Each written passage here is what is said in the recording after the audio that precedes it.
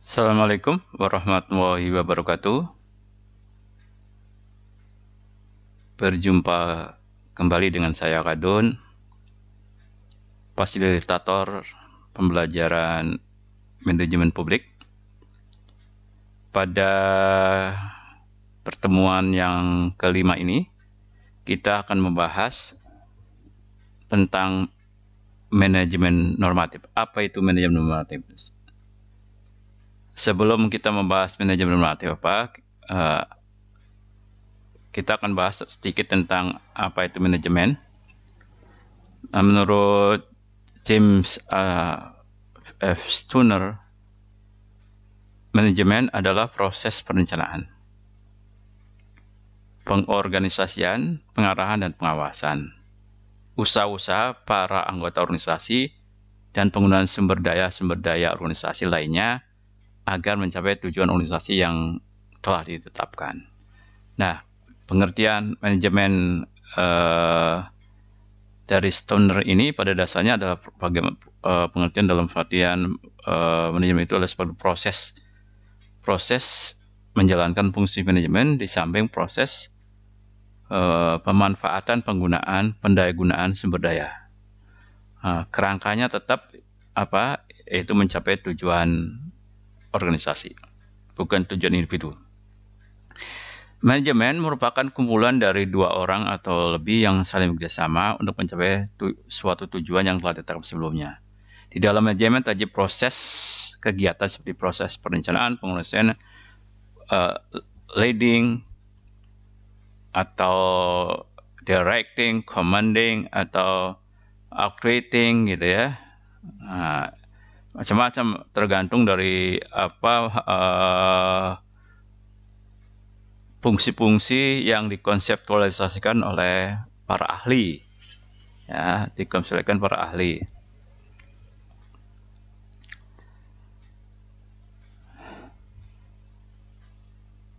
Nah, kalau kita lihat dimensi manajemen, pada dasarnya dimensi manajemen lebih menerapkan prinsip-prinsip manajemen untuk mengimplementasikan kebijakan publik. Sekali lagi, kita pernah membahas ini bahwa manajemen itu ya sama saja dengan mengimplementasi kebijakan publik dan lebih memusatkan pada apa yang sudah diputuskan melalui prinsip-prinsip tertentu. Istilah manajemen diartikan secara variatif oleh para ahli, tergantung latar belakang pendidikan atau perspektif yang dianut. Menurut Savage and Russell, manajemen berkenaan dengan orang yang bertanggung jawab menjalankan suatu organisasi. Nah, kadang-kadang kita bertanya kan, siapa sih manajemen perusahaan itu? Berarti orang yang bertanggung jawabnya, gitu ya.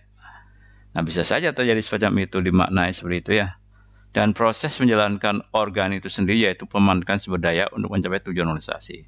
Nah, ini jadi kalau manajemen itu bagaimana memanfaatkan sumber daya untuk mencapai tujuan organisasi. Dari beberapa definisi manajemen yang dijelaskan tampak berbeda, namun kalau kita cermati pada dasarnya sama. Manajemen itu bisa berarti sebagai seni dan ilmu. Sebagai seni dapat berarti seni dalam menyelesaikan pekerjaan melalui orang lain, seperti kepemimpinan kan ya. Kemampuan atau keterampilan pribadi. Nah, ini bisa dilihat dari Handoko. Sebagai ilmu, karena dapat dipelajari oleh semua orang, di mana manajemen memiliki kaidah-kaidah, prinsip-prinsip dan konsep-konsep universal yang sistematis, dan sebagai proses adalah merupakan gabungan dari manajemen sebagai seni dan sebagai ilmu, dalam arti bahwa manajemen sebagai proses adalah cara sistematis untuk melakukan pekerjaan. Manajemen menurut Manulang, seni dan ilmu perencanaan, pengorganisasian, penyusunan, pengarahan, dan pengawasan daripada sumber daya manusia untuk mencapai tujuan yang telah ditetapkan terlebih dahulu. Gibson dan Pacific mengatakan bahwa manajemen adalah suatu proses yang dilakukan oleh satu atau lebih individu untuk mengkoordinasikan berbagai aktivitas lain untuk mencapai hasil-hasil yang tidak bisa dicapai apabila satu individu bertindak sendiri.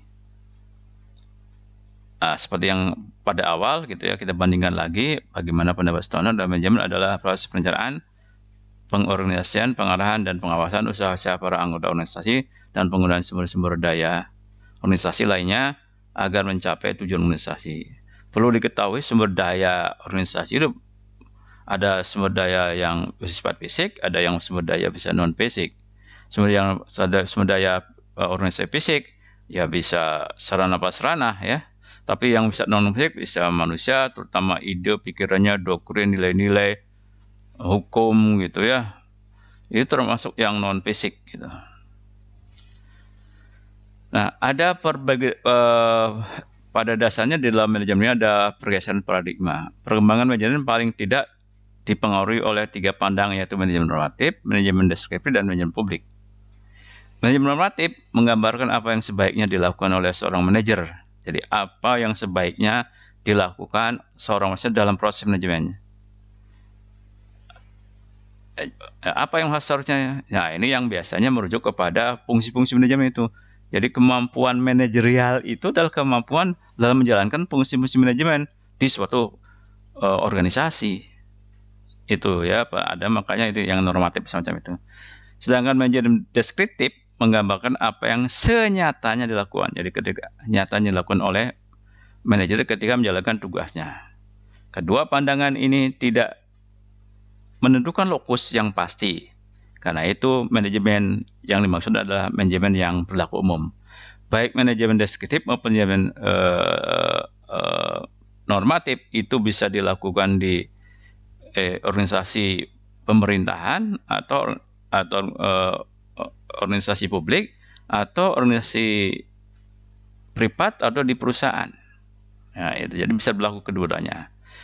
Pandangan manajemen publik menggambarkan apa yang sebaiknya dilakukan dan senyatanya harus dilakukan oleh para manajer publik di instansi pemerintah. Jadi kalau kita bicara manajemen publik sebenarnya ya bicara tentang manajemen normatif dan manajemen deskriptif di instansi pemerintahan. Nah, itu saya kira pergeseran yang sangat penting. Nah, pada kesempatan ini kita akan bahas dulu tentang manajemen normatif. Pendekatan manajemen normatif melihat manajemen sebagai suatu proses penyelesaian tugas atau pencapaian tujuan. Jadi normatif bagaimana supaya tugas itu terselesaikan, supaya organisasi bisa mencapai tujuan. Efektivitas dari proses tersebut diukur dari apakah kegiatan-kegiatan organisasi direncanakan, diorganisir, dikoordinasikan, dikontrol secara lebih efisien. Nah, ini manajemen normatif itu pada tekanannya sebenarnya pada efisiensi.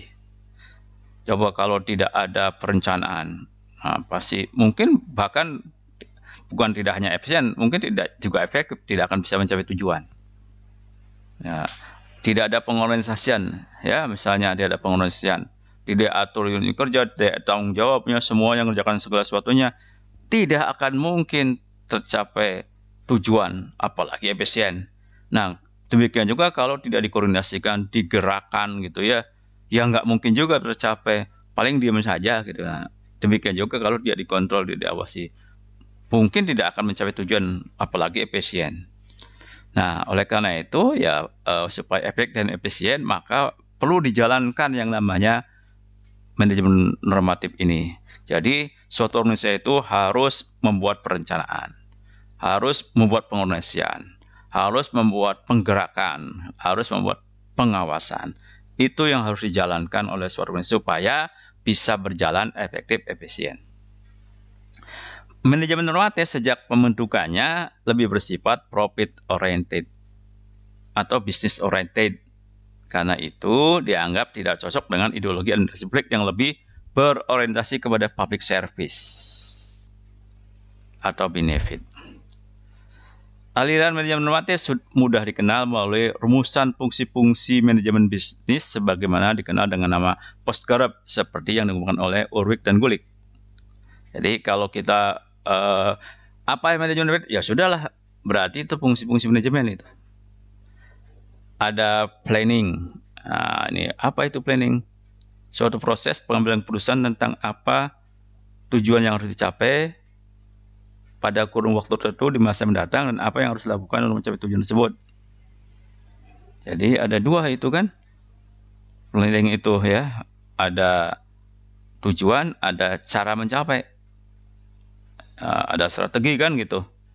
Jadi prosesnya itu terdiri dari dua elemen utama ya. ada penetapan tujuan di perencanaan itu, ada menentukan kegiatan yang harus dilakukan untuk mencapai tujuan. Nah, biasanya ini ada strategi, ada kebijakan, nah gitu ya. Jadi di planning ini ya, walaupun akhirnya di planning juga berkembang sebenarnya ya, bukan hanya tujuan, tapi dikembangkan tujuan itu menjadi visi, misi, tujuan dan sasaran. Nah, strategi pun kan dikembangkan itu ya. Jadi misalnya ada tadi ada strategi, ada kegiatan dan ada strategi, ada kebijakan, ada program gitu ya. Nah, itu di samping nanti juga kalau tidak ada budgeting, berarti kalau misalkan ada POA gitu berarti harus ada anggaran sendiri. Lalu ada waktu, perencanaan waktu ya, waktu juga ada. Jadi ada minimal 4 itulah gitu ya. Tapi paling minimalnya itu ada 2, ada tujuan dan ada strategi untuk mencapai tujuan itu. Itu kalau kita bicara planning. Nah, kalau kita bicara organizing, nah ini suatu proses bagian kerja, division of labor, special work ya, yang sesuai dengan pembagian wewenang. Proses ini sangat bermanfaat dalam memberikan informasi tentang garis kewenangan agar setiap anggota dalam organisasi bisa mengetahui apa dan kepada siapa dia memberi perintah dan dari siapa dia menerima perintah. Nah, proses ini juga diperlukan untuk memperbaiki efisiensi kerja, kualitas pekerjaan melalui sinergisme yang baik, di mana orang bekerja bersama-sama akan memberikan output yang lebih besar daripada bekerja secara sendiri-sendiri. Di samping itu, proses ini juga dapat memperbaiki komunikasi. Suatu struktur organisasi yang jelas dapat menggambarkan garis komunikasi antar anggota. Nah, oleh karena itu, pekerjaan di dalam organizing itu adalah pertama, ya pembagian unit dulu ya. Ya, jadi misalkan ada organisasi kabupaten atau kota gitu dibagi dulu kan menjadi unit kerja. Ada unit sekretariat, ada unit perencanaan, ada kepegawaian, ya, ada unit keuangan, gitu, ada unit yang namanya pendidikan, kesehatan. Nah, itu bagi-bagi unit kerja semacam itu. Baru nanti setelah itu dikasih apa tupoksi unit itu kan, tugas pokok dan fungsi unitnya itu. Baru dikasih orangnya. Nah, baru dikasih orangnya lalu jabat atau untuk jabatan itu tidak di unit itu. Jadi ada jabatan-jabatan dulu, setelah ada unit kerjanya, ada jabatan-jabatannya itu, baru nanti dikasih orang. Jadi pertama sekali lagi ada pembagian unit organisasi yang lebih besar menjadi unit organisasi yang lebih kecil, lalu ada klasifikasi jabatannya, lalu pemberian penempatan orang kepada jabatan dan unit kerja tersebut. Nah, itu ya, baru nanti dikasih hak dan kewenangan, hak dan kewajiban, kewenangan dan tanggung jawab. Nah, itu. Nah, lalu diatur tadi yang sangat penting ini supaya ada terjadi komunikasi, kerjasama, koordinasi, ya. Itu bagaimana kolaborasi, itu bagaimana pola hubungan antara unit kerja atau jabatan-jabatan itu dalam suatu organisasi. Nah, itu yang jelas, apakah itu bersifat kalau atas ke bawah gitu ya, dari secara vertikal atau horizontal ya, hubungan kerja. Kalau vertikal itu bisa dua, dari atasan ke bawahan, dari bawah ke atasan. Nah, kalau dari bawah ke atasan itu sebenarnya fungsi-fungsi manajemen juga ya kebanyakan. Misalkan commanding, coordinating, controlling gitu ya, guiding gitu ya, actuating gitu kan, itu semua dari atas ke bawah. Tapi kalau yang dari bawah ke atas itu tuh ya, reporting gitu ya, misalnya kan gitu. Lalu kalau dari horizontal itu bisa collaborating, bisa networking, bisa kerjasama ya, bisa juga cooperation, bisa juga communication, bisa juga koordinasi gitu ya, bisa itu. Nah, itu saya kira di dalam organizing itu. Nah, kalau tadi kan kalau saya bicara model fungsi manajemen Terry ya. Nah, kalau tidak Terry, placement itu penempatan orang itu berbeda, yang namanya staffing. Suatu proses memperoleh tenaga yang tepat baik dalam jumlah maupun kualitas sesuai dengan kebutuhan pekerjaan dalam organisasi. Nah, staffing ini perlu melakukan kegiatan yang cukup terinci juga, mulai setelah di organizing itu ada jabatan-jabatan. Nah, ketika memilih jabatan itu dipilih dulu job description-nya apa ya. Lalu untuk bisa menepati urean tugas yang diemban oleh jabatan-jabatan yang ada itu, baru kriteria untuk jabatan itu apa. Jadi kriterianya apa gitu. Lalu baru dipilih orang gitu untuk bisa menempati jabatan itu sesuai dengan kriteria supaya menjalankan tupoksi jabatan itu gitu ya.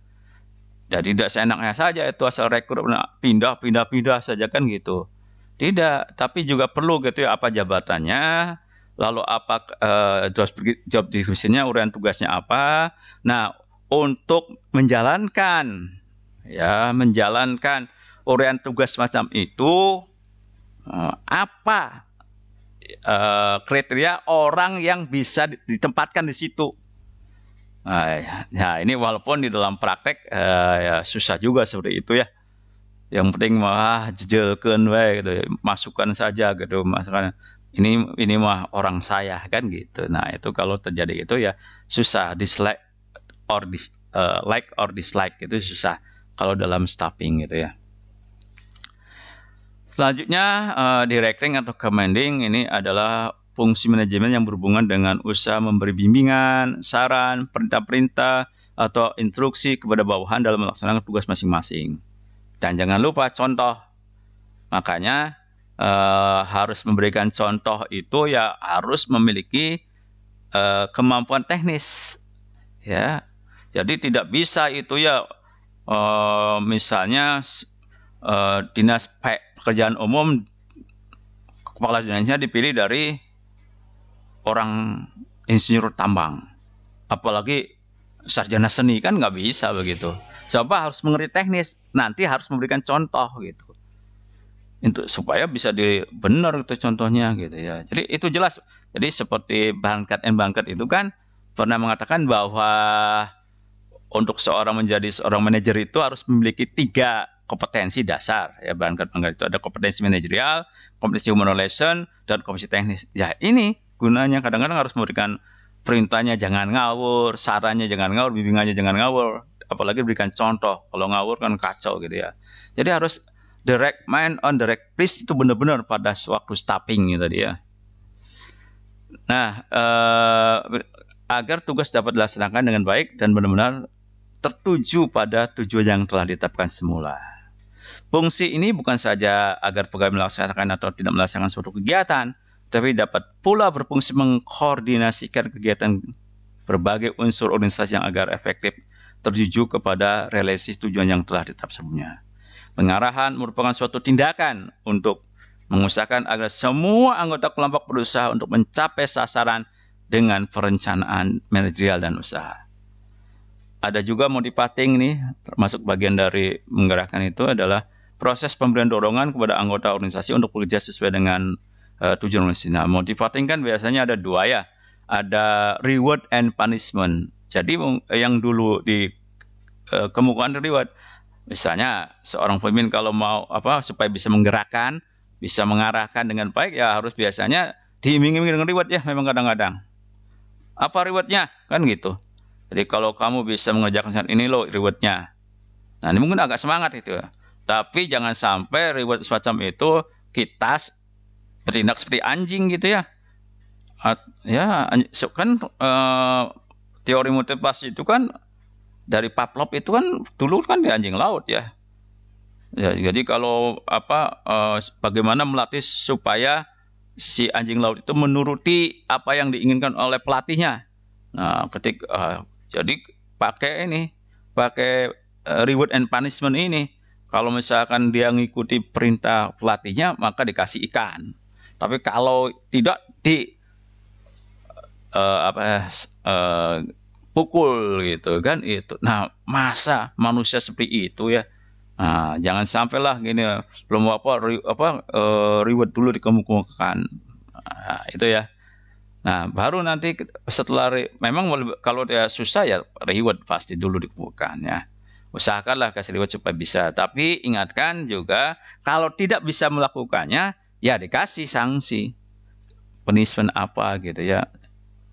Kalau susah. Nah, misalnya ya sudah pindahkan saja jangan sini. Turunkan jabatan. Enggak dikasih kenaikan pangkat. Nah, sampai ke akhirnya pemecatan atau pemberhentian. Coordinating, ini coordinating adalah suatu proses pengintegrasian kegiatan atau target tujuan dari berbagai unit kerja dari suatu organisasi agar dapat mencapai tujuan secara efisien. Tanpa koordinasi, individu dan bagian-bagian yang ada akan bekerja menurut arah berlainan dengan irama kecepatan yang berbeda. Nah, ini sangat koordinasi itu hal yang sangat penting. Karena setelah dibagi-bagi itu bagaimana menyatukannya supaya tetap satu irama mencapai tujuan. Visi, misi, tujuan, sasaran. Nah, ini yang kadang-kadang sulit. Karena biasanya setiap unit, setiap individu itu memiliki agenda masing-masing. Ya, karena memiliki agenda masing-masing akhirnya tidak seirama gitu ya. Makanya kadang-kadang itu ada pergeseran, pemecatan gitu ya, wajar saja gitu ya. Ya, itu di individu karena memang kalau tidak berkoordinasi, tidak bersinergi, tidak berkolaborasi gitu ya, ya tidak akan bisa mencapai tujuan. Padahal tujuan itu nyawa suatu organisasi atau nyawa pemimpinnya kan biasanya gitu. Selanjutnya adalah reporting. Salah satu fungsi manajemen berupa penyampaian perkembangan hasil kegiatan atau pemberian keterangan mengenai segala sesuatu yang berkaitan dengan tugas dan fungsi-fungsi kepada pejabat yang lebih tinggi, baik secara lisan maupun tertulis, sehingga dapat menerima laporan, dapat memperoleh gambaran tentang pelaksanaan tugas orang yang memberi laporan. Ya, di samping reporting itu kan harus dulu melakukan monitoring. Nah, baru monitoring, baru reporting, dan baru pimpinannya itu melakukan evaluating dan melakukan controlling, pengawasan atau pengendalian kan semacam itu. Jadi dulu reporting itu monitoring ya. Monitor tuh kalau kita ada monitor ya, monitor CCTV gitu kan. Nah, itu kan sebenarnya mengawasi wongkol, tidak mengambil keputusan kan gitu. Harus dilaporkan setelah ada di hasil monitoring itu dilaporkan. Nah, baru pimpinan itu melakukan evaluasi. Baru bisa melakukan tindakan pengendalian atau pengawasan. Nah, itu langkah-langkahnya seperti itu. Nah, selanjutnya itu ada controlling ya, seperti yang saya sebutkan tadi, suatu fungsi manajemen yang mencari kecocokan antara kegiatan aktual dengan kegiatan yang direncanakan. Nah, pada dasarnya itu controlling itu ya harus dirumuskan dulu kan, indikator kunci keberhasilannya itu ya. Indikator kunci keberhasilannya apa gitu ya. Nah, apa kira-kira? Jadi semua perencanaan itu harus ada indikator kunci. Ada indikatornya apa yang untuk menunjukkan bahwa ini berhasil. Nah, itu tetap perencanaan. Lupa saya tadi perencanaan itu. Yang sangat penting juga adalah menentukan indikator. Sehingga ketika di sini tinggal menyusun menyusun instrumennya.